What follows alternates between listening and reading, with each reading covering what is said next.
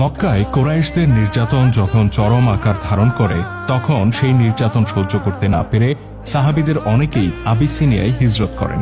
Abyssinia শাসন করতেন একজন ন্যায়পরায়ণ বাদশাহ, যাকে নাজ্জাশী বলে ডাকা হতো। নাজ্জাশী যদিও খ্রিস্টান ধর্মের অনুসারী ছিলেন, তথাপি অপরাপর সকল ধর্ম বর্ণের মানুষের প্রতি তিনি ছিলেন সহানুভূতিশীল। তাই খানিকটা স্বস্তি ও শান্তির আশায় সাহাবীরা মক্কা ছেড়ে সেখানে চলে যান। কিন্তু নিপীড়ক মক্কাবাসী অর্থাৎ কুরাইশরা সাহাবীদের পিছু ছাড়ে না। মুসলিমরা যেন আবিসিনিয়ায় আশ্রয় না পায় এ ব্যাপারে তারা কলকাঠি নাড়তে শুরু করে। কুরাইশদের একটি প্রতিনিধি দল নাজ্জাশীর রাজ দরবারে গিয়ে হাজির হয়। নাজ্জাশী কুরাইশদের কথাও শুনলেন, আবার হিজরতকারী সাহাবীদের কথাও শুনলেন। অতঃপর তিনি নিজের সিদ্ধান্ত ঘোষণা করলেন। সেদিন কি ঘটেছিল নাজ্জাশীর রাজ দরবারে, কি ছিল নাজ্জাশীর সেই সিদ্ধান্ত? রাসূলুল্লাহ সাল্লাল্লাহু আলাইহি সাল্লামের নির্দেশে নবুয়াতের চতুর্থ ও পঞ্চম বছরে সাহাবীদের দুটি দল মক্কা ছেড়ে আবিসিনিয়ায় হিজরত করে। দুই দলে সাহাবীদের মোট সংখ্যা ছিল 100-র কাছাকাছি। যে স্বস্তির আশা নিয়ে তারা সেখানে হিজরত করেছিলেন, বাস্তবেও সেখানে গিয়ে তারা তেমনটাই দেখতে পেলেন।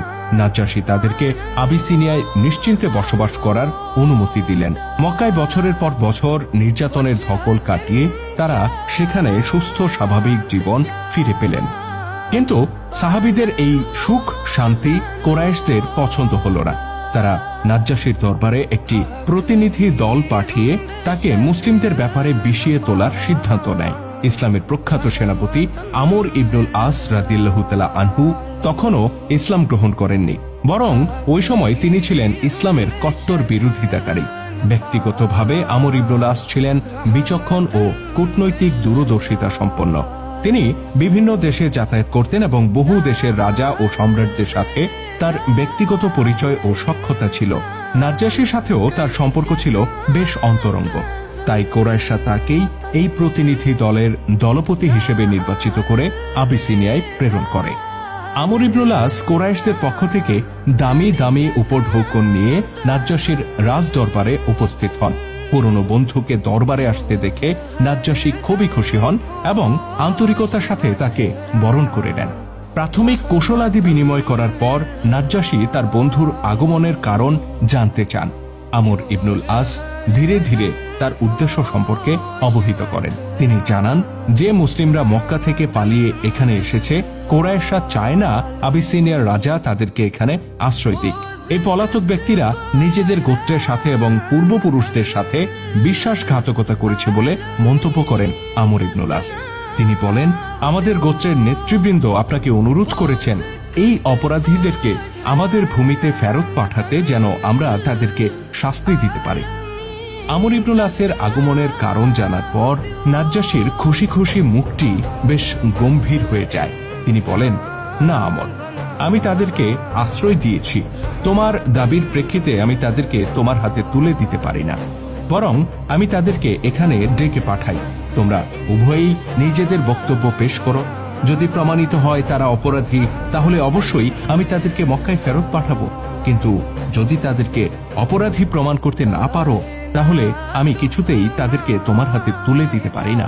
প্রিয় বন্ধু নাজ্জাশীর মুখে এমন কথা শুনে আমর ইবনুল আস বেশ মর্মাহত হলেন, কিন্তু তার কিছুই করার ছিল না। পরদিন সাহাবীদের একটি প্রতিনিধি দল খবর পেয়ে রাজ দরবারে এসে উপস্থিত হয়। তাদের নেতৃত্বে ছিলেন রাসূলুল্লাহ সাল্লাল্লাহু আলাইহি ওয়াসাল্লামের চাচাতো ভাই জাফর বিন আবু তালিব রাদিয়াল্লাহু তাআলা আনহু। অন্যদিকে আমর ইবনুল আসও সেখানে উপস্থিত ছিলেন। নাজ্জাশী জাফর রাদিয়াল্লাহু তাআলা আনহুকে বললেন, তোমরা জানো আমার বন্ধু আমর তোমাদের বিরুদ্ধে কি অভিযোগ এনেছে। আমাকে বলো, তোমরা কেন তোমাদের পূর্বপুরুষের ধর্ম ত্যাগ করে নতুন ধর্ম গ্রহণ করলে? জাফর রাদিয়াল্লাহু তাআলা আনহু বলেন, মহামান্য রাজা, অতীতে আমরা পাথরের তৈরি মূর্তির পূজা করতাম, মৃত প্রাণীর মাংস খেতাম, আর যত পাপ আছে আমরা সেগুলো করতাম। নিজেদের মধ্যে যুদ্ধ বাঁধিয়ে রাখতাম, শক্তিমানের পূজা করতাম, আর দুর্বলদের উপর অত্যাচার করতাম।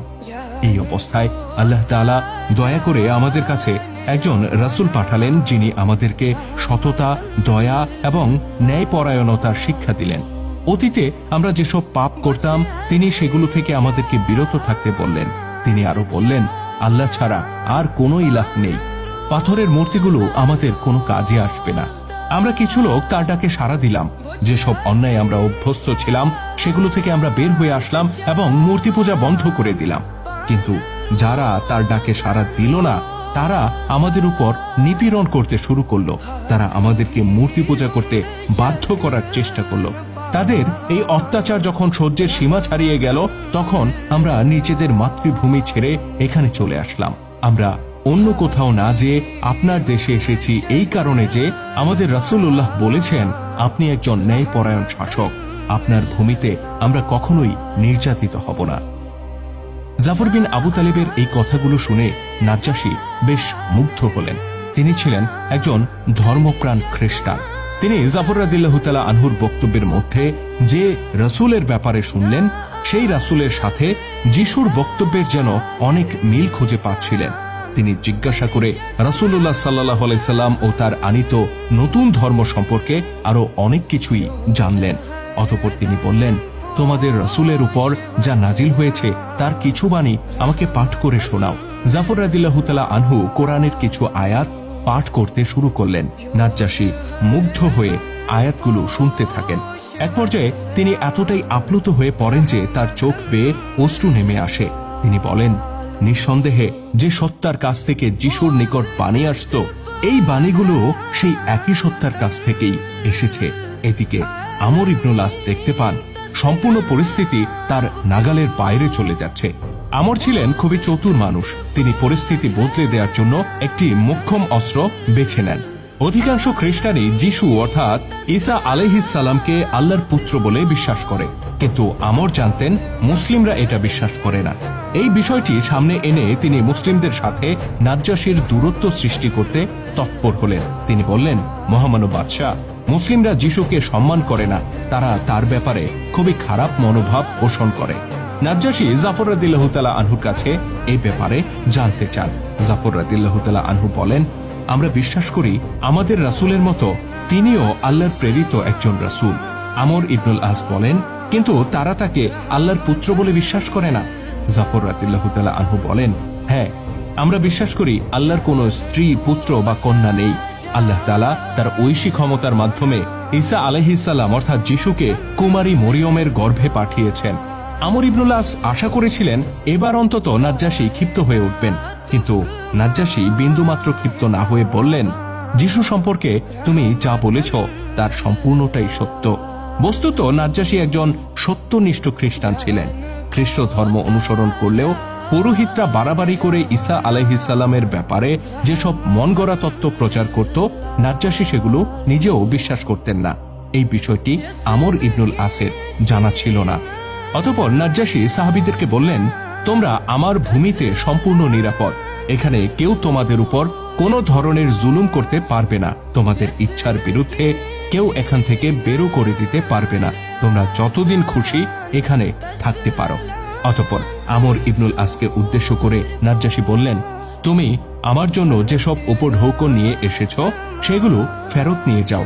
ওসবে আমার কোনো প্রয়োজন নেই। আমার এই সিংহাসন আল্লাহ আমাকে দিয়েছেন। আমি এমন কিছু করতে পারবো না যাতে আল্লাহ আমার প্রতি অসন্তুষ্ট হন। ভগ্ন হৃদয়ে মক্কায় ফিরে আসেন আমর ইবনুল আস। এদিকে হিজরতকারী সাহাবীরা নিরাপদে আবিসিনিয়ায় বসবাস করতে থাকেন। এভাবেই ভেস্তে যায় হিজরতকারী সাহাবীদের বিরুদ্ধে কুরাইশ মুশরিকদের ষড়যন্ত্র।